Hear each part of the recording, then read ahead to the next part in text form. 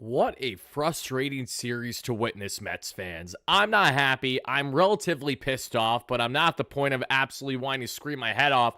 I just have some very particular things to get into in our latest post-game show here, presented by SeatGeek, Mando, BetUS, all of our amazing sponsors, as always, because today, the Mets drop Game 3 of a 3-game set against the Arizona Diamondbacks by a final score of 4-2. And the one and only, finally steps up at Citi Field with identical back-to-back bombs that we saw by yours truly there.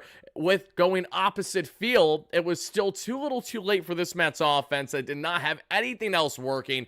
Defensively, there were constant blunders between Jeff McNeil making a boneheaded play, Juan Soto forgetting how to play right field for not one but two different plays, you could rightfully argue, and Carlos Mendoza's bullpen management. This is something that I know a lot of you Mets fans had criticisms with yesterday as to why did not Edwin Diaz pitch. Well, fast forward a day later, the Mets had opportunities for Edwin to pitch in a tight ball game. They chose no, and it came back to blow up right in their face yet again. This is absolutely a day to warrant the criticism towards Carlos Mendoza, Mets manager, and the Mets continued woes with runners in scoring position, which sadly put over a big dark cloud what was an otherwise magical day, a marvelous day to begin May here for the amazing, specifically Juan Soto with his first 2 home runs at Citi Field. A lot to get into in this one, everybody, and like each and every one of you, I too am equally frustrated because to lose your first series here at home this season, and mind you, the first time since July of 2024 that the Mets have lost back-to-back games at home. What stings most about this all is that while, yes, I'm encouraged knowing that the Mets did not play these ball games where I felt like the Diamondbacks were solely the better team, at the same time, having said that, it's really hard not to look at these losses and say to yourself as a Mets fan, the Mets should have had these games in every single one. From the 2 games that they were walked off against the Nationals to the back-to-back losses against the Diamondbacks today, the Mets had all the tools to make it happen, and they didn't make it happen. And we're going to get into why exactly that was in this 4-2 loss. Thank you guys kindly for chiming in, smashing that like and subscribe on.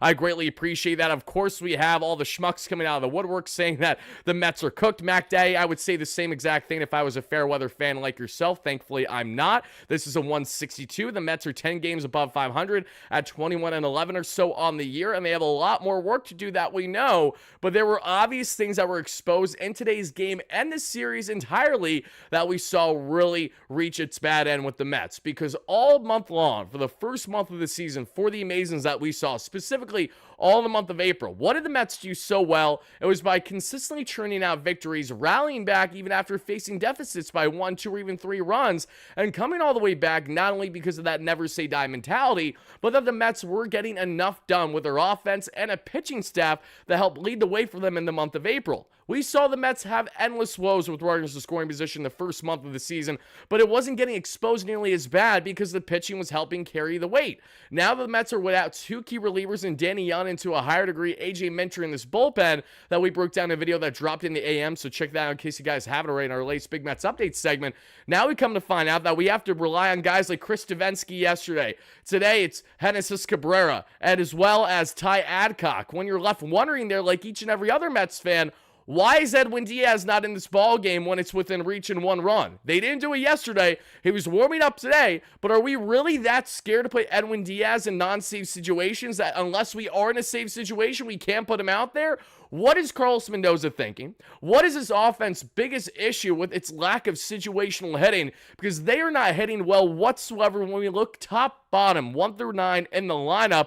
What has been the consistent woe? It has been runners in scoring position. Even when they've had a lot of big wins, scoring 5, 6, 7, 8, 9 runs, you name it, excluding the 19 blowout victory there where they had 19 runs against the Nationals in their series finale, the Mets have not hit well with runners in scoring position. They are still a bottom feeder in the National League. They're still one of the worst in the game right now that we're seeing. And unless things change, we're going to see this Mets team get more and more exposed because the pitching is lackadaisical right now, and they don't have any off days in the immediate future. They need a spot starter there on Sunday. They're going to call someone to farm. It might very well be Blake Tidwell. So we'll talk about that more in the coming days, as well as everything else that's happening in Mets land, folks. But yeah, a lot of things are not looking too hot for the boys here to kickstart now heading into their series against the Cardinals. But I say this knowing very well that the Mets are still 10 games above 500 and have a lot more things trending upward for them. Today was a great positive on the offensive output for Juan Soto, but when you have nothing else to show for it, you're going to have your natural sense of problem. So let's get into this, everybody, and let's break down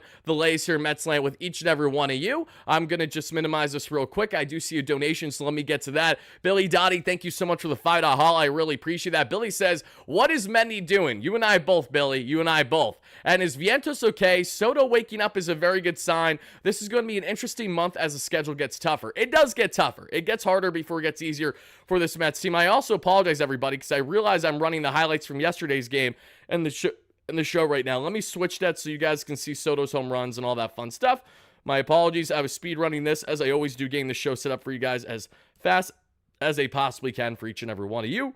There we go. Now you're going to have the highlights running. Kodai Senga wasn't even able to give us 5 innings today. While he didn't pitch terrible, he was working the stretch pretty much every single inning. And this one still had the ghost fork working as well as many other things. But to have him only go 4 was the Mets' demise to a degree in this one with a bullpen that is absolutely brutal at the moment.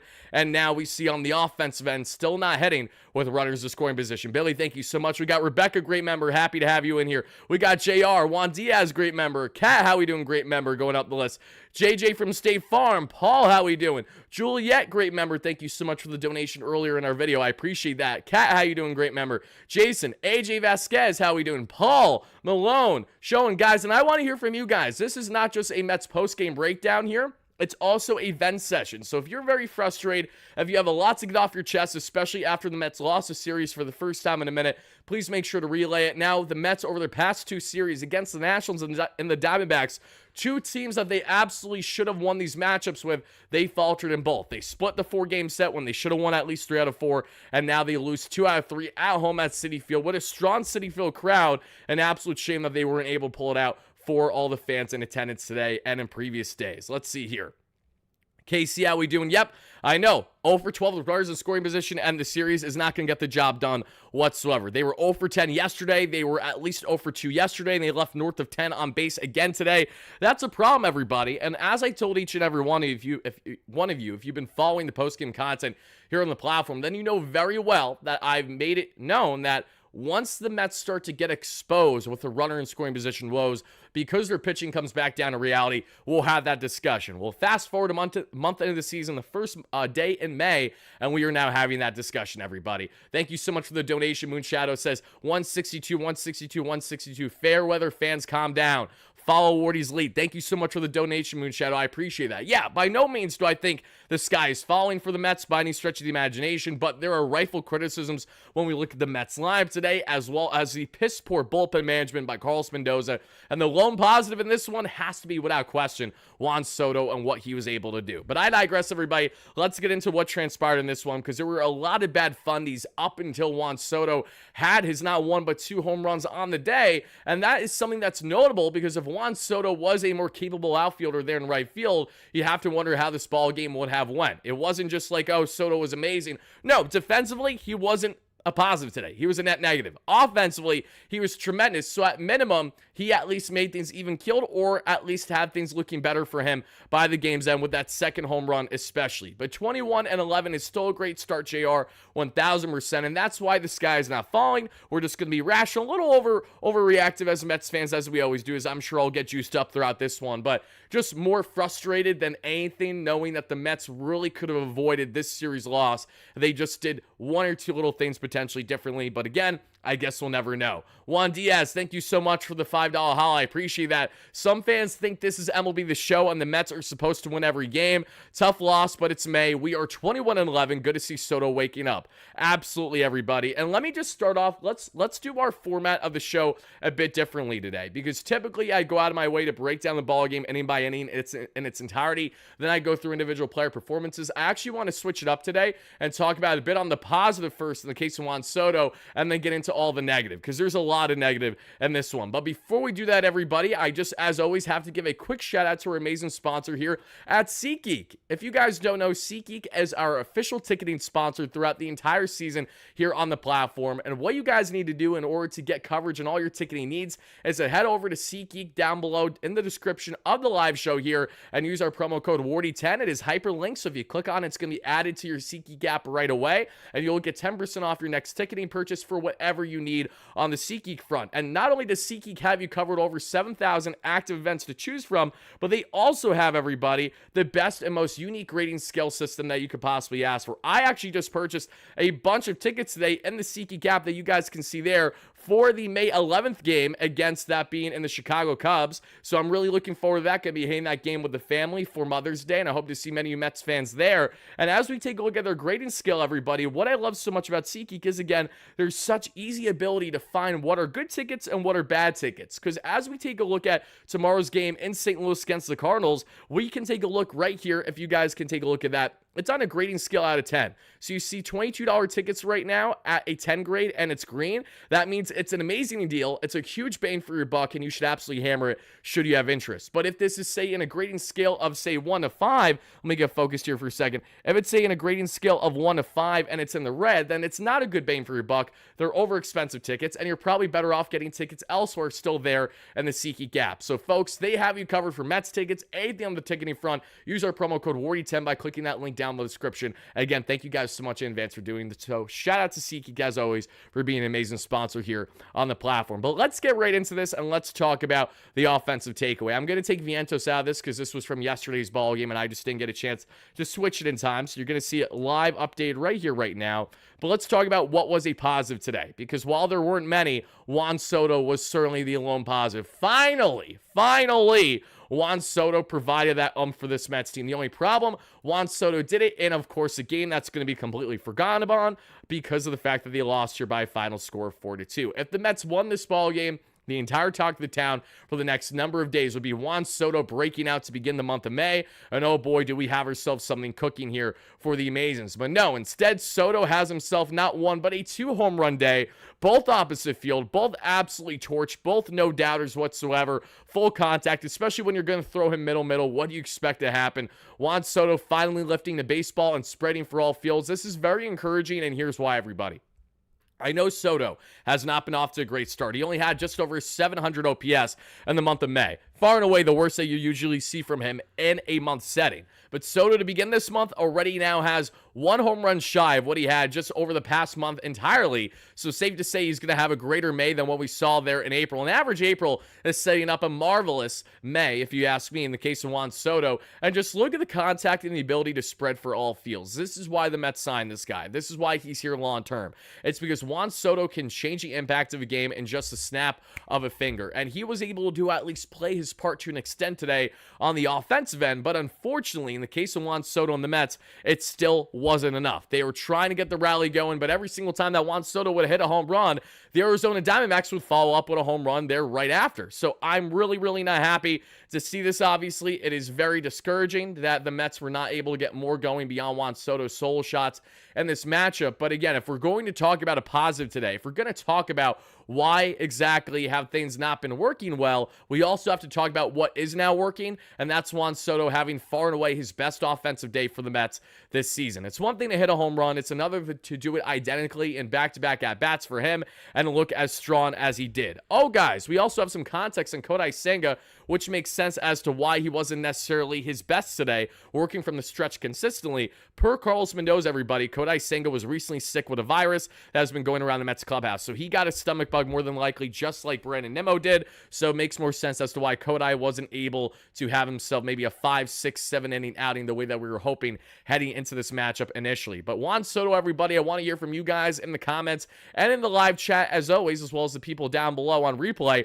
How are we feeling about Juan Soto after having himself his most productive day as a New York Met so far this season? Again, nothing crazy, but to have back-to-back home runs opposite field is nothing to scoff at. And as Soto hopefully starts to get in a groove, we can see the remaining of this Mets lineup hopefully follow suit and do the exact same thing. Otherwise, the last thing we want to see is the Mets having a one-man show where Juan Soto has a dominant, a truly marvelous May, while everyone else and their mother just isn't producing. That is what we don't want to see, right? Because the first month of the season has been Soto not doing much while everyone else was certainly picking it up big time. Now let's see if this lineup can be more balanced and deeper than ever before now that the one and only is finally starting to break out. But let's get into this, everybody. Now let's break down this ball game, the good, the bad, the ugly, and everything in between. Because it starts here, everybody, that we saw in the first inning between Kodai Senga and Zach Gallen. Zach Gallen looking for his sharpest start of the year, and of course he got it. I knew from a mile away that this was going to be a low-scoring pitching event between the Mets and the Diamondbacks. Mets going from a night to a day game is usually a recipe for disaster.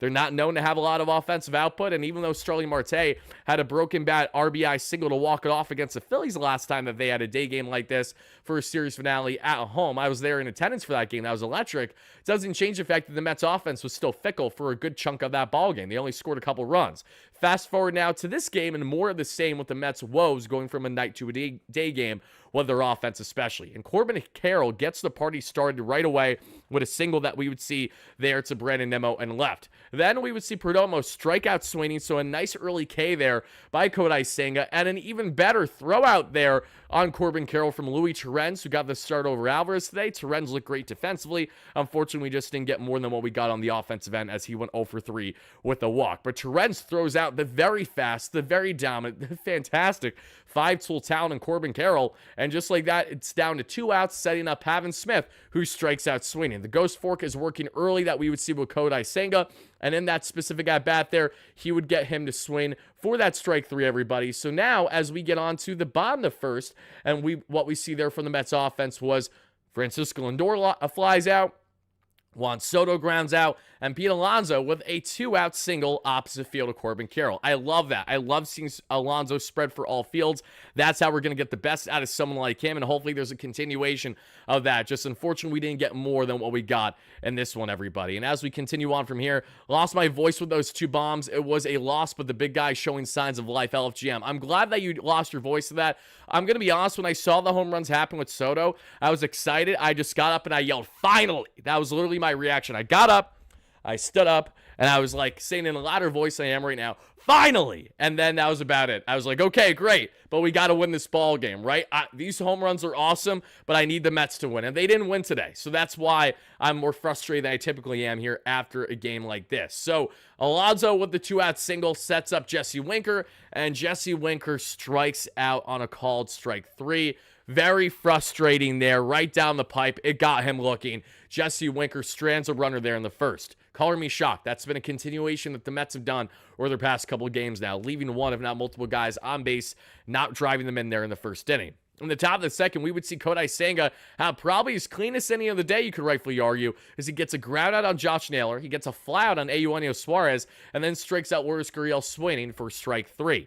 In the bottom of the third, we would see Mark Vientos line out, and I'll be blunt.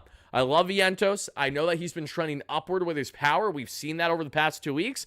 But Vientos' final 2 at-bats yesterday were not ideal. And all of his at-bats today were pretty much not ideal. Vientos had some really rough ones, including what was a piss-poor half swing for a called strike 3. And then Nimmo was caught looking there to end things when the Mets had a rally going in the 8th inning. Very frustrating. We're going to talk about that more here in just a second, everybody. Let's see. We would see Luis Torrens get on with a 2-out walk there, and then Jeff McNeil would fly out there to center, and Alec Thomas. McNeil got the start today at second base, and he went 1 for 4 in doing so and had a defensive blunder that we saw later on in this ball game too. Alec Thomas in the top of the third kickstarts the inning with a single off of Kodai. Tim Tawa strikes out swinging because, again, Kodai has a ghost fork and the fastball working. He touched 96 to 97 on the gun with the heater today, which was encouraging. While, mind you, having a flu game because he was coming back there from his illness the same as Brandon Nimmo had. Jose Herrera had himself a single on a fly ball to right that we saw. Then Corbin Carroll strikes out swinging, and Perdomo gets on with a walk. So bases loaded here for Mr. Kodai Senga. And what does Kodai do? He strikes out Pavin Smith again for a huge strike three. Pavin Smith would strike out this time, and it would be courtesy of, yet again, the Ghost Fork. Kodai escapes the jam unscathed, getting out of his own mess, doing the Houdini magic that he continues to do, which then sets us up for the bottom of the third. And in the bottom of the third, we would see Tyrone Taylor called out on strikes. Francisco Lindor grounds out. Juan Soto then gets on with a 2-out walk, and then we would see the Polar Bear Pete Alonso ground out for the final out of the inning. So Soto doing his part, but the other guys in this offense, not so much. As we then get on to the top of the fourth, Josh Naylor gets on with a leadoff walk. Afterwards, we would see, after it's reviewed, we would see Eugenio Suarez ground into a force out, so he's safe at first with 1 out. Lourdes Gurriel Jr. then singles, and then after that, we would see Alek Thomas, of course, drive in the first run of the ball game with a single up the middle there to Tyrone Taylor, and that was very frustrating too. There was a really bad throwing error by Jeff McNeil. I have no clue what he was thinking. That did not help the Mets whatsoever, and this continued to set them up to then have runners at second and third with 1 out when that could have been avoided if Jeff didn't make the boneheaded play that he did there. Tim Tawa then gets on with a walk, which then has everything set for a potential breakout inning for the Diamondbacks in their offense. But thankfully, Jose Herrera would pop out, and Corbin Carroll flies out deep to left field. It wasn't a home run robbery, but it was close. Brandon Nimmo jumping with the Acrobats makes a nice catch there right before he gets to the fence and the wall, and that does it for the final out of the inning. Brandon Nimmo's doing his defensive part that we saw in the catch, but offensively, we certainly need more from him and others in this matchup. And I say that as one who's very happy with Nimmo's 9 RBI game a couple days ago, but now that he's back in the lab coming back from illness, we got to see him step up. And sadly, Jesse Winker, Mark Vientos, and Brandon Nimmo just looked absolutely stupid, striking out, swinging, all of them that we saw there, everybody. And Mark Vientos struck out on a foul tip, which was even worse than the others. But 1, 2, 3, striking out the side was Zach Allen there in the bottom of the fourth. Not ideal whatsoever, which then sets us up for the top of the fifth, everybody. In the top of the fifth, we would see what 1 out Geraldo Perdomo would fly out there to Juan Soto. This comes as Genesis Cabrera then enters the ball game, everybody, which means the final line for Kodai Senga today. Brandon Waddell was fantastic yesterday, and for those that are unaware, Brandon Waddell was sent down today, but that made sense because Waddell is continuing to be stretched as a starter. The Mets like him more as a starter fit right now, especially when they're going to need starters for coming games. They won't have him ready for Sunday, but they could have him for sometime next week should they need him, and then they'll consider him probably for a reliever role a couple weeks from now after they've had their schedule die down a bit where they actually have an off day or two. But as we evaluate what worked so well for Kodai Senga today, again, he didn't go deep in this outing, but even while working the stretch was still Kodai Senga being Kodai Senga. And one thing that I admire so much about Kodai's game is his consistent ability to work out of his own mess. You know, not that he's going to come out unscathed every single time, because naturally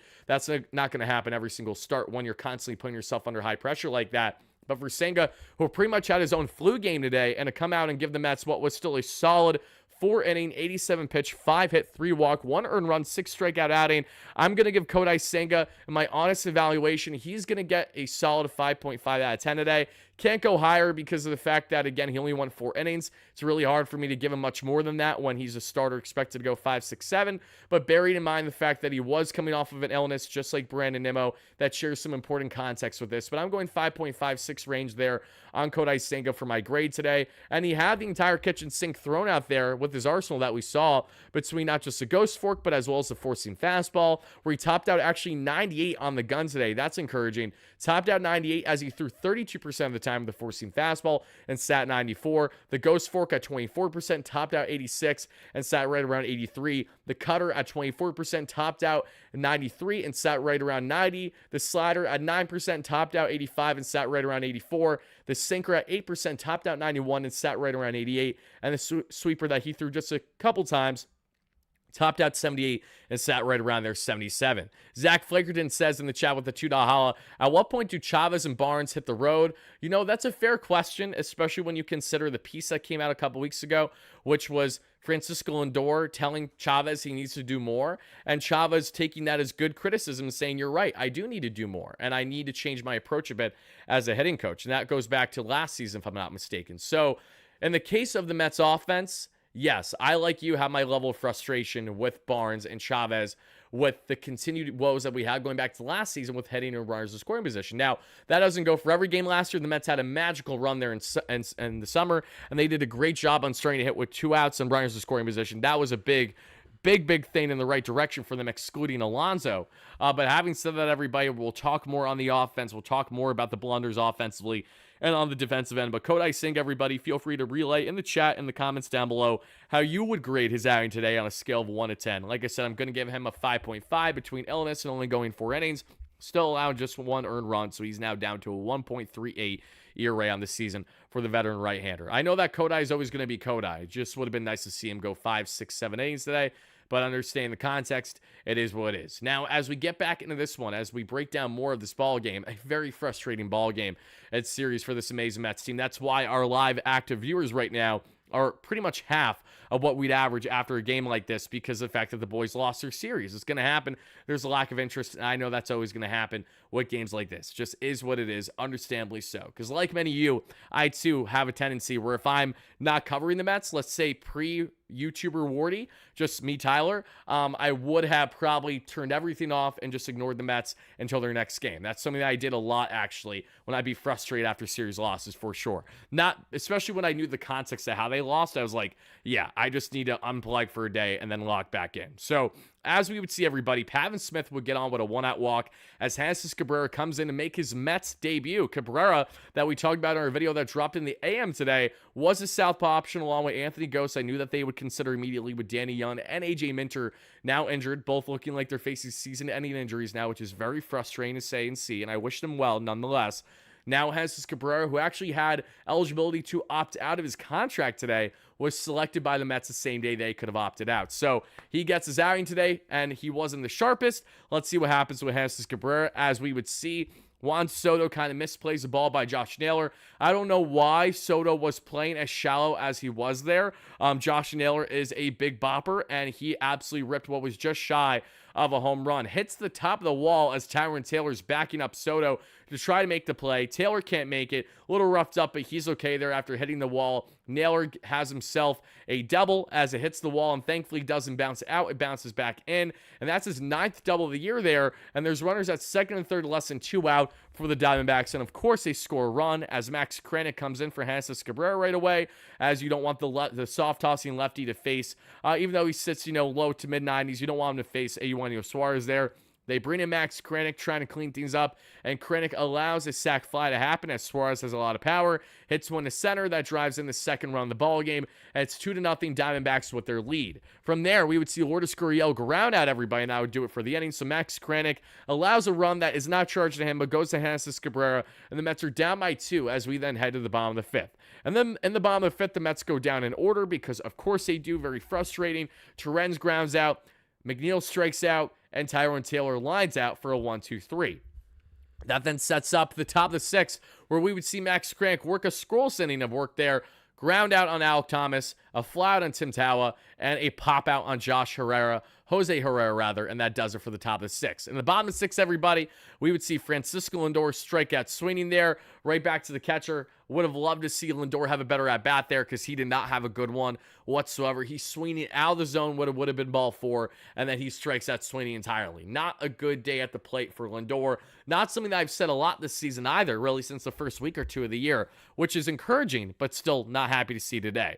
Juan Soto, everybody, does Juan Soto things, finally ripping a absolute no-doubter of a home run opposite field, his 4th of the year. That would make it a 1-run ball game for the Mets. That goes 106.4 miles per hour and 391 feet opposite field on a 27-degree launch angle. Middle from Zach Allen is going to be eaten up for breakfast, and Juan Soto was not missing that one. It makes it a 1-run ball game for the Polar Bear, who strikes at swinging, unfortunately. Jesse Winker then gets on with a 2-out walk, which sets everything else up for Mark Vientos as Vientos grounds out to Eugenio Suarez to do it for the inning. In the top of the 7th, we see, sadly, the Mets not making the proper moves here. Now, I'm not as upset with Max Kranick starting this inning as I am just with the current configuration of the bullpen.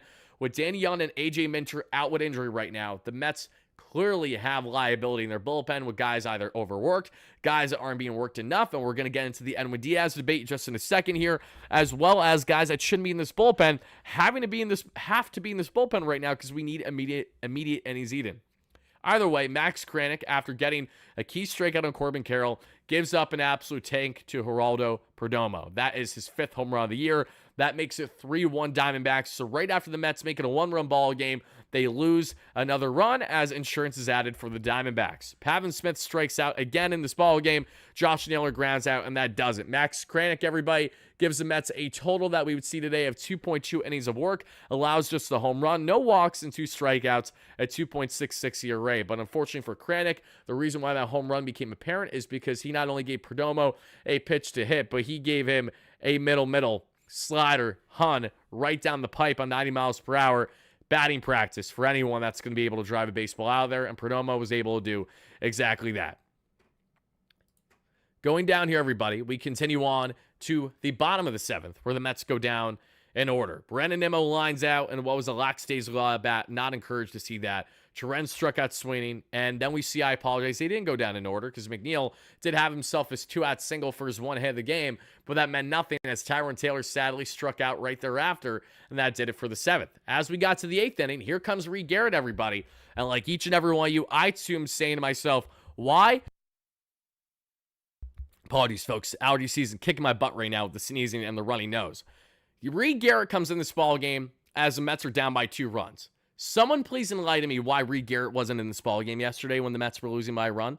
Can someone please enlighten me as to how this at all made sense? I really just don't get it. So Reed comes in today when he likely should have been in yesterday, and instead he strikes out Eugenio Suarez. He gets a flat on Lourdes Gurriel Jr. and a strikeout on Alek Thomas, which then sets us up for the bottom of the 8th, where Kevin Ginkel comes in for Ryan Thompson in relief. And after 1 out, as Lindor is called, strike 3 again. Back-to-back at-bats for Lindor, just did not have it at all today. When if he got on base, it's a tie ball game if Juan Soto is able to drive anyone in. But the problem is that Juan Soto's runner and scoring position numbers didn't get any better today, mainly because of the fact that he's had no one on base. Soto has the same exact home run again, his 5th home run this season, right there ripped opposite field, this time off of Gingle, and makes it yet again a one-run ball game. The Mets are only down 3-2, and the poor bear then gets on with a walk, a quality at-bat by him. Jesse Winker rips himself a double, his 5th of the year, and the Mets have themselves runners at 2nd and 3rd with less than 2 out. All they needed was a sac fly, an effing sac fly, or a ground out there to first base side, and it's a tied ball game. That is all the Mets need to do. They just need to put the ball in play. And this is what drives me up an effing wall, is when you have a Mets team that's as deep as they are and yet completely loses the idea of what fundamental baseball is. Why do we need to always swing for the home run when if you do not at least have a sliver of a balance and driving in guys by moving the runner over from a ground out, a sac fly to drive them in, you're not going to have the same success that you've had so far this season. It isn't going to work. And the Mets got exposed big time today that we saw because Vientos struck out swinging on what was a horrendous at-bat. I love Mark to death, but this was a really bad at-bat. One of the worst he's had this season, in my opinion. Half swing, finals. That was a big strikeout on Vientos in the 8th inning. Again, you have runners at 2nd and 3rd.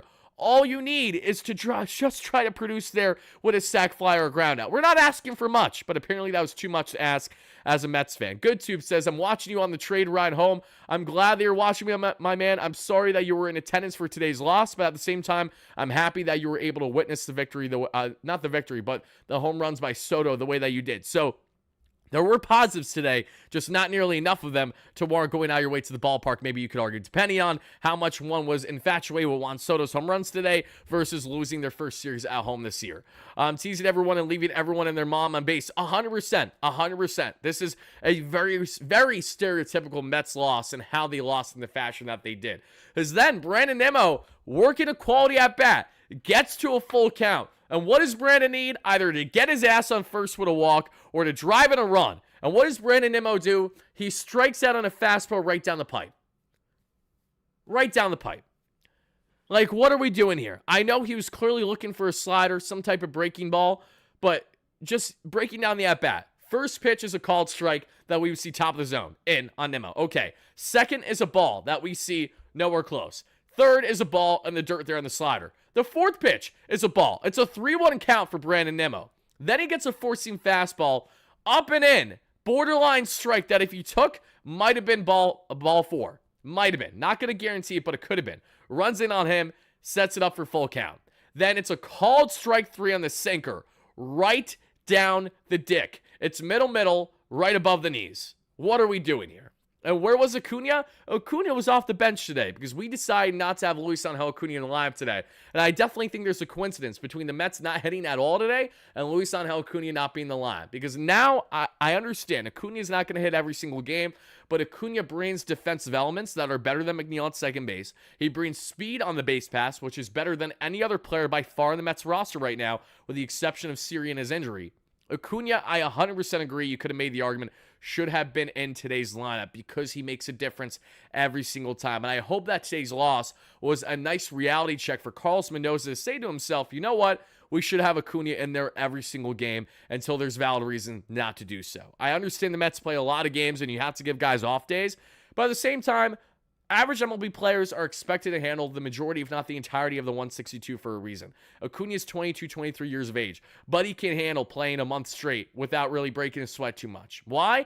Because he's young, he has endless upside, and he's been producing every single time out there. So I agree with anyone that was saying, why wasn't Acuna in there today? I wholeheartedly agree that he should have been in there today, whether it meant McNeil coming off the bench, McNeil going in center, or the Mets doing something different there with Brandon Nimmo. Maybe Nimmo coming off the bench today. Maybe Nimmo at DH there if they like the Nimmo matchup versus Winker. But again, I'm getting overly nitpicky. Mets lost this ball game, and that was just one of the many factors that led into it. Now, as we get to the top of the ninth, everybody, Tim Tawa right away. And this is where I get really frustrated, folks, because Ty Adcock comes in, and Ty Adcock is Ty Adcock, right? Ty Adcock is able to work out of his mess, but not before we would see things start, at least for the beginning of the inning, where Reed Garrett gives up a meatball, middle hanger to Tim Tawa, his 5th home run of the year.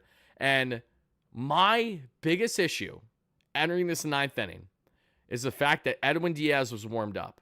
He was ready to go. He was right there waiting to get the call, and the Mets didn't go to him. And I understand the Mets have a night game in St. Louis tomorrow. I understand the Mets don't have an off day for a hot minute, which is why they're going to have to go to another creative starter on Sunday, someone not currently on the Mets rotation at the moment. But even having said that, how do you go out of your way to warm up Edwin Diaz, not have him in a one-run ball game yesterday, and yet decide to sit on your hands today and not have him available for this one? Because in both scenarios, it came back to bite the Mets in the ass right away. Russell, happy to have you in the chat, brother. Hope all is well. Guys, make sure to smash that like and subscribe as you first chime in as we're breaking down all the latest in Mets land in their latest series defeat now to the Arizona Diamondbacks by a final score of 4-2. If you guys are enjoying the content, please help us get to 150 plus likes. Either watching live or on replay means a lot. I know you guys don't really care to like the content much after losses, so I'm not like begging you to do it. It just helps the algorithm and helps support the platform, so thank you guys for doing that in advance. But going back into this one, everybody, Edwin Diaz was right there, and that is what bothers me most, because unless we hear from Carlos Mendoza, and we haven't heard from him, that, oh, Edwin's dealing with an illness too, that's why he hasn't really been overly considered, you don't ramp his ass up just to have him not come in this ball game. So that was very frustrating, because Carlos Mendoza is thinking too far ahead. And as someone who tries to claim to not think ahead, he's being a big hypocrite right now by doing the complete opposite. You can't say that, oh, you know, we can't go and chase wins. But at the same time, look at what you're doing. You're not setting us up for success whatsoever by putting guys out there longer than they should be out there. Reed Garrett gave us a solid inning to work with. I love Reed Garrett. There wasn't a reason for Reed Garrett to start this 9th inning. Instead, Tim Tawa takes him deep, and that's another key insurance run for the Diamondbacks. And home runs were the complete difference in this ball game between both sides, because the Mets had home runs, but that's all they had. They had no situational hitting as well at all, as the Diamondbacks had at least the balance of situational hitting, sack flies, and also taking advantage with a couple back-to-back home runs there. Not back-to-back in the game, but back-to-back in the sense of what we saw in the innings. In the 8th, they hit a home run, and then they hit a 9 home run there in the 9th inning that we saw too. And as we continue on, everybody, and I'm an idiot, the 7th and the 9th is when they hit their home runs. Tim Tawa rips his 5th home run of the year. That makes it 4-2 Diamondbacks. Then we see nothing else transpire there because Ty Adcock comes into play after we would see 2 outs. And I'm got to be completely honest, not exactly sure what the move was to have Ty Adcock come in to just try to get the final out. Why not have Reed Garrett face Geraldo Perdomo there? Why do we have more confidence in Ty Adcock, who's been, let's be frank here, dog shit at the major league level, to come in and to try to get the final out. I just don't get it, because then we give up a single to Perdomo, his second hit of the ball game. First single, the other one was the home run. Pavin Smith gets on with a walk when Smith hasn't seen the ball for shit all game long. He had terrible at-bats, yet now he gets on with a walk. Setting everything up for the Diamondbacks as Josh Naylor then reaches on an effing catcher interference. You got bases loaded, 2 outs. Eugenio Suarez, the best home run hitter in all the National League so far this season. Somehow, someway, Ty Adcock escapes the jam because he gets a huge pop out in the infield to Francisco Lindor. But the same question arises, which is the following. Why was Ty Adcock put in for that final out? Why was there a lack of confidence in Reed Garrett to get that final out in the inning? Okay, if you're going to have Reed Garrett start the inning and give up a home run, the least you could do was have Buddy finish the inning after getting back-to-back quality outs. Not exactly sure what the thought process was there. Wasn't a big fan of it. Ty Adcock thankfully didn't give up any runs, but he also proved why he's far from a capable major league reliever for the Mets to rely on. He's far from it. For those that don't know, Adcock was called up today along with Genesis Cabrera, while A.J. Minter was placed on the 60-day IL, which makes sense because he's not coming back anytime soon. There was another guy placed on the 60-day IL as well. I'm actually going to double check just to make sure I don't miss what it was here. Let's see. Frankie Montas was transferred to the 60-day, but that's retroactive. Nothing changes when Montas and Manaeas ramp up there with their injuries, as they're both expected to return pretty much in about a month, if not sooner. But we see Suarez with the pop out to end the inning. Then we get to the bottom of the ninth. Shelby Miller comes in relief. Luis Torrens flies out. Jeff McNeil quickly grounds out. And the final out is Tyrone Taylor grounding out, and that does it, folks. Mets lose this one 4-2, but the key notables, and I can't emphasize this enough, are the following things. So listen up, everybody. It is 1, Mets fundies were not good in this ballgame. Defensively, Juan Soto was a liability in right field, no doubt about it. Jeff McNeil did not look good at second base today. And then we get on to the runner in scoring position woes. While the Mets only had 2 opportunities with runners in scoring position today, they were putrid. They were 0 for 2, and they left 7 on base.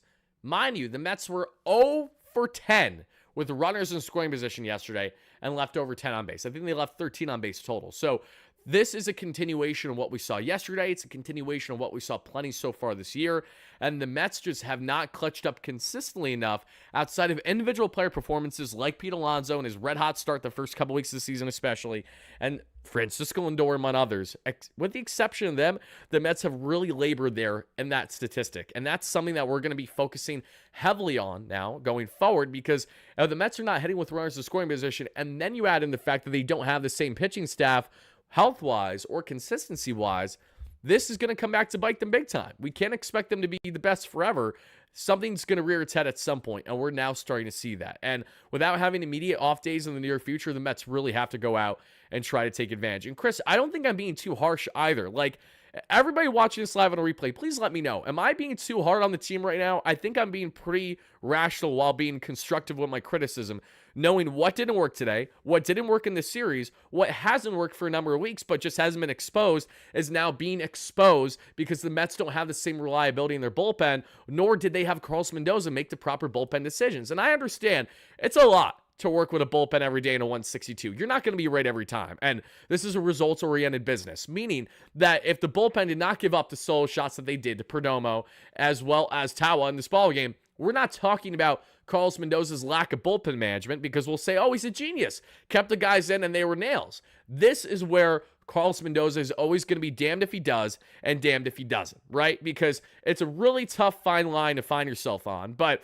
this is where there's valid criticism. I gave him a bit more of the benefit of the doubt yesterday, seeing how today's game was going to go for the series finale. And the fact that Mendoza did the exact same thing that he did yesterday with Edwin Diaz, didn't bring in Reed Garrett yesterday, but brings him in today, and then on top of it all, doesn't bring Edwin in the ninth when you should have brought Edwin in the ninth because you're thinking the boys can rally back. You're looking too far ahead, and I just don't understand why Carlos Mendoza is being a hypocrite with this, because he has said verbatim on multiple occasions how we need to focus on what is happening actively in the game in that very moment, right? So if you're focusing on in the game in that very moment, what makes you not believe that you shouldn't utilize your best high-leverage arm in a high-leverage ninth-inning situation when all the Mets needed was a run to get the ball rolling more? Because I'm telling you, if this was a one-run ball game heading to the bottom of the ninth, does it guarantee the Mets are going to win? No, of course not. but you'd have to be at least a sliver a bit more encouraged if you're a Mets player in the bottom of the order, entering the bottom of the ninth there, Terrence, McNeil, and Taylor, if you're only down by a run. But if you're down by 2, you have a problem. What's the problem? Everyone is trying to home run swing, right? Everyone is trying to make that immediate impact. And that's what in part was the problem in the 8th inning. Because the Mets had multiple guys on with less than 2 out, but we're looking for the home run slug. And that's why Vientos struck out terribly. That's why WardyNYM, instead of just trying to poke the baseball, knowing what he can do so well and has done plenty, going opposite field. All we needed was a WardyNYM 2-out opposite field single, and the Mets would have had the lead, if not at least tied the ball game at minimum. And they were not able to execute with that situational hitting, and that is the kind of situational hitting that we're going to be emphasizing more throughout this Cardinals series and the days going forward. Because if the Mets continue this slippery slope, losing back-to-back games for the first time now this year, and a continuation of that, I shouldn't say first time, they lost back-to-back against the Twins too, if I'm not mistaken, right? Didn't they lose the second and third games of the Twins series, if I'm not wrong, right? Because they lost in extras for the finale. Either way, there are things for the Mets to work on. This is not the end of the world, but we're all seeing what we're seeing right now. And Jacob, here's the reason why I don't think Edwin Diaz is hurt. Carlos Mendoza would have told us, right? Mendoza was asked post-game today about Diaz's usage, if I'm not mistaken. And Diaz was fully ramped up and warmed up in the bullpen today. They showed it on the SNY broadcast. So this is not one of those situations where you could sit here and say comfortably that, oh yeah, no, Edwin was sick. He was dealing with the bug too. He wasn't available, but he was right there. All he needed to do was take a couple steps out of the bullpen, cue the trumpets, and he's out there for the top of the ninth. So again, that's how I feel about this. Frustrating back-to-back games. Really frustrating series. Not the end of the world, but things that the boys certainly need to work on here. And for what a lot of you guys who have been more pessimistic for the first month of the year, which is hard to do when you win 20-plus games in your first month of the year, yet Mets fans still figure out a way to make it happen, I will credit the fans that have been worrying about the runner in scoring position woes, because what we saw today was a continuation of exactly that. An inability to hit when you need to most. And this was not just a problem for one individual player. This was a collective problem. And when we talk about collective problems, KC in the chat, you're relaying exactly what I've been saying. It comes down to a degree on the hitting coaches. When you have not Carlos Mendoza, when you have Eric Chavez and Jeremy Barnes with the same hitting philosophies that they've had the past 2.5, 3 years, and the Mets have this continued issue with fundamental baseball, moving the runner over, and we've seen them do it a pretty solid job so far this year. So I'm not trying to grill into them like, oh my God, you guys have been terrible. They haven't been. But with runners in scoring position, they have been a bottom feeder in the National League statistically too. I'm not being too hard on the boys, but how much harder do you want me to go, CAG? That's my question. Like, what's the fine line for, a series loss to begin the month of May? Like, am I supposed to scream like an idiot and act like I don't know what I'm talking about? I've done that in the past before. You guys have seen me doing it. You guys have seen me get so hot-headed over games when in reality, it probably didn't need to be nearly as hot-headed as it was. But I just got my emotions too in flux with the ball game and lost the rationality of it. I feel like I really have gotten a grasp of what's working and what isn't working for this Mets team over the past couple of years, specifically heading into this season. So that's why my biggest takeaway is that this was a very frustrating series loss, but I know that they have a lot of things to still work on and get better at, and I know that they will. Manny needs 2 games off. If only it was easier said than done, right? Let's see. Manny's giving away games. I can't sit here and say comfortably that Mendoza's single-handedly giving away games when it comes down to the offense's inability to hit with runners in scoring position. But I do agree with the sense that Carlos Mendoza did not do the Mets any favors today, nor did he really do any yesterday either. And this is where his inability to properly combat having the injuries to AJ Minter and Danny Young get really exposed, because he wants fresh arms in there.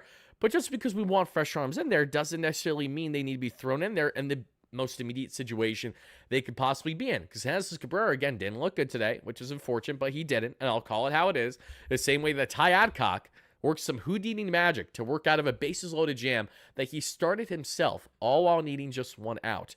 Those are not guys I want to see pitching out of this bullpen much. When I look at guys in AAA, I think of Daniel Nunez, I think of Rico Garcia. Those are 2 guys right away that I like that the Mets, I think, should consider for reliever options. I don't think that they should go out of their way and try to consider people that are going to be this immediate one and done. And I know you need fresh arms for games when you don't have off days, so that's why they did it. 100% understand. It doesn't change the fact that it's not going to lead always to the best bullpen configuration. And today and yesterday, it got pretty damn exposed. Yes, Casey, you are reasonably upset. You aren't upset as much at the loss, but that they have clear weaknesses we have seen forever and haven't changed all that much. Exactly, exactly. The weaknesses that we've seen from the start of the season is a continuation, and it's easy for these things to not be exposed when other things are working so well. Again, when you have a guy in Pete Alonso playing at an MVP caliber level the first 3 weeks of the season, you don't give a shit that the Mets went 2 for 13 with runners in scoring position because they still won, say, 8-3 or whatever it's going to be, right? But when you have a bullpen that's now exposed due to injury and you have a gauntlet of games coming up without an off day, this is where everything starts to rear its head that we're seeing. Second and third, 1 out, followed by 2K. Exactly, Russell. At my exact point. That 8th inning was the Mets' demise. Doesn't matter that Juan Soto was able to hit his second home run of the ball game. It means very little when no one's able to drive another runs. And all we needed was a plate setter. And I love Lindor. You guys love Lindor. We all do. This is not a slight on him at all, just a reality of the situation. Lindor had one of his worst games in recent memory today and was not able to be what he just needed to be for Soto, was a plate setter. If a Lindor got on base 1 of the 2 times for Soto, it's a tie ball game. But maybe they win. If Lindor got on base both times leading to the Soto home runs, we probably win this ball game. But I can't sit here and look back on what shoulda, coulda been, because if Lindor got on base, it doesn't mean that Soto would have been pitched the exact same either. And that's something I always have to remind myself. I don't know how you baseball fans feel. This is something that I personally been in the category of when I evaluate things. Like, I am one of those people that believes that if I was physically in attendance at a Mets game and, was vocal and just did something to make a player acknowledge me one way, shape, or form, I think that is not enough of a difference in the universe to suggest that if I wasn't there, it wouldn't have been the same exact game outcome because something was different in the timeline. It wasn't the exact same. So for reference, Juan Soto hitting his home run today was awesome, but there isn't necessarily the same guarantee that he would have done that if Lindor was on first base, because he wouldn't have been pitched the exact same way. They could have actually pitched more around him to potentially get to Alonso, and they were more fearful of Soto in that situation. Soto got attacked a bit more that we saw there in those innings because there was no one on base. And it was pretty much, let's see what can happen, Juan. We know that you've been pressing so far this year. We're going to attack you. And unfortunately for the Diamondbacks, they left over some hangers middle from Gallen and then the reliever, and then that was history for them. Let's see. There was a comment earlier that I did want to get to regarding the Cadillac Club. Let me just see if I can find it. Give me 1 second. Wardy, is the Cadillac Club available for anyone, or is it for only events? Good question. So to answer that, one, Cadillac Club is available for anyone that has the means to purchase the tickets to be there. And I say that the way that I do because you can be in the Cadillac Club in a couple ways. You can have season ticket Cadillac Club tickets, which means you're out $25,000, which is a lot of money. Or you can get hooked up by individual tickets by doing third-party apps like SeatGeek. Use our promo code WARDY10 among others. But a lot of the times they're sold out because a lot of the times the people that run in Cadillac there have control of the tickets for specific people. Whether that is for people that are going there for work, that say are going there to do a meeting, and say they're mingling, doing a little bit of a work trip while hitting the Mets game at night, or it's going to be for specific people that they're trying to work with that are like more on the influencer end, and that's where I come into play. I'll be transparent. I'm very grateful. Whenever I'm in the Cadillac Club, I'm not spending a dime to be in the Cadillac Club, but I'm there because it's a mutually beneficial partnership with myself and Tri-State Cadillac. We started working with them at the beginning of this year. I built a great relationship with them, and I'll actually be back in the Cadillac Club, not for games, but for post-game coverage in May for 2 out of the 3 games against the Cubs. Game 1 that Friday night, I should be in the Cadillac Club, win, lose, or draw, to do a post-game live there like we did a couple games ago when the Mets walked off the Phillies thanks to Starling Marte's broken bat single up the middle. I'll also be there for the Mother's Day game on the 11th, more than likely, in the Cadillac Club again, doing our post-game show, win, lose, or draw. So I'm very grateful for that, as they give me immediate access there after the game to want to set up and do what I want to do. And for them, it's like a scratch my back, I scratch yours thing, because when they see that, 8,000 people just watch my post-game show, the Mets winning in walk-off fashion, while I'm in the Cadillac Club actively promoting Tri-State Cadillac, That's what they want. That's what they're looking for. So to answer on the Cadillac front, I highly suggest everyone get that experience in, but by all means do it at what's best for you, because tickets aren't cheap. They do get cheap, however, depending on if you wait till the day of the game. If it's a day game especially, they're usually cheaper, and depending on the status of the team, naturally goes in hand. So not that I want the Mets to lose, but naturally if the Mets are on a bit of a losing skid, that's going to favor your chances to try to get one of the nicer seats there in the Cadillac Club, because they aren't the best seats in the house. The best seats in the house are right behind home plate and in the 300s above home plate. They are far and away the best in my opinion. But the best club experience is, without question, the Cadillac Club. Nothing even comes close to the Cadillac Club and the actual club experience. It is like a speakeasy in there when you first enter. You have to say, "Let's go Mets," just to enter it. And that's after you have an open bar where you can just be pounding drinks all day. They're all fully covered there with your ticket. And then you go in and they have food free all day. You can also special request food too. So if you want Shake Shack from Shake Shack, they'll bring you Shake Shack. If you want stuff from different areas, they'll bring it to you. So it really is more of a luxurious experience, but not one that I would go to comfortably unless I have the current partnership that I do, just because, again, it's easier said than done dollar-wise. But very grateful for the relationship that I built with them. And I'm looking forward, because we're doing multiple things with Cadillac this year. Not just attending games, not just going to be in the Cadillac Club, not just doing post games. We have other things in the works with Cadillac that I'm really excited to relay to each and every one of you. So Soto finally breaks out on a day where we're not firing on all other cylinders. That is correct. And the Mets were out hit today by the Diamondbacks 9-5, so that's notable. As well as the fact that the Mets, unfortunately, just again, couldn't do anything with guys on base. Again, they were a total of 0 for 7 with runners on base in this one. Let's see. There's no reason to think the NL East teams won't be in the wild card just because the NL West happens to have a winning teams now. It's not all going to be 100%. And a lot of things change in the consistency of the 162 for sure. The lack thereof, I should say. How about pastrami or brisket at the Cadillac Club? That's a good idea too. Yeah, so they have good food options. I haven't experienced a full dinner option there yet, because when I've been there, it's only been for day games. So they've had more like lunch options like tenders, hot dogs, and they actually did have a really good looking glazed salmon the first time I was there. But I was speed running coming all the way from PA, and it was like 11:30, 12 o'clock at that point. I was like, I'm not in the mood for salmon right now, but maybe later.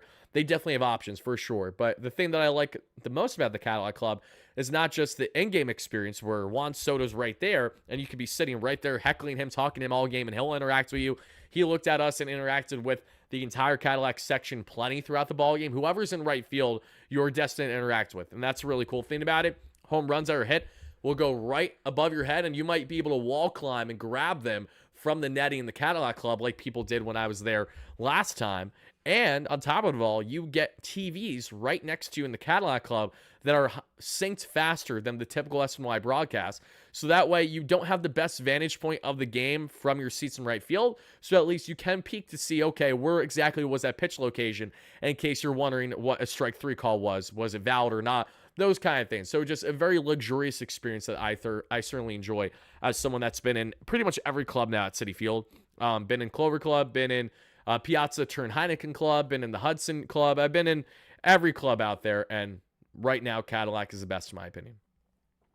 You have to have the lobster roll. Yes, you do, PB9. I haven't had it either, but I'm going to have to. Maybe I'll have it when I'm there in May. We'll see. And when I say May, it's now this month. So in the next week and a half or so. Oh, folks, a final thing that I want to relay to each and every one of you before we wrap up today's live show. Rebecca, great member. Happy to have you in here as always. All of our great members watching live on a replay, thank you so much for chiming in for the latest Mets post-game show. Sadly, they faltered today by a final score of 4-2. But one thing that I did want to leave you guys with is the following. Mets have a 3-game set starting tomorrow in St. Louis. You guys have been asking, which means it is officially time. Our next watch party is tomorrow night, beginning right around 7:45 to 8 p.m. Eastern, live on YouTube, as well as the playback app. I will have you guys covered. We're going to be doing in-game watch party, which means if you head over to playback.tv/WardyNYM and click the link down in the description to check it out, you will be able to make an account for free in the playback app, and all you need is an MLB TV subscription, and you're going to be able to watch the Mets game live in real time with your guy Wardy. But remember, you need an MLB TV subscription, so in case you don't have one, no worries. We're going to be live on YouTube as well, simulcasting, where the scoreboard will show, and I'll share play play-by-play as well as just reactionary commentary as a Mets fan. So if you guys want to get the true in-game feel, watching the game live with your guy Wardy, where we're synced all at the same time, interacting in the live chat, I can give you guys spotlights as well to emphasize your comment in the playback app, and you guys can even come on stage to chop it up with me for an inning or two should you guys have interest throughout the entirety of the Mets game, only for our playback users. So again, playback.tv/WardyNYM will be live tomorrow. We almost have 300 members already, so if you guys want to join, make sure to check out that exact thing that I emphasize in the description down below. I'll see you all tomorrow for our in-game watch party and our post-game segment. We'll probably have a video dropping in the AM2 to preview the Cardinals series and get into all the latest updates in Metsland. So until then, everybody, I hope you have a fantastic rest of your night, day, evening, whenever you're watching this. And this is your guy Wardy signing out. Mets lose this one by a final score of 4-2. They dropped the series 2 games out of 3. Now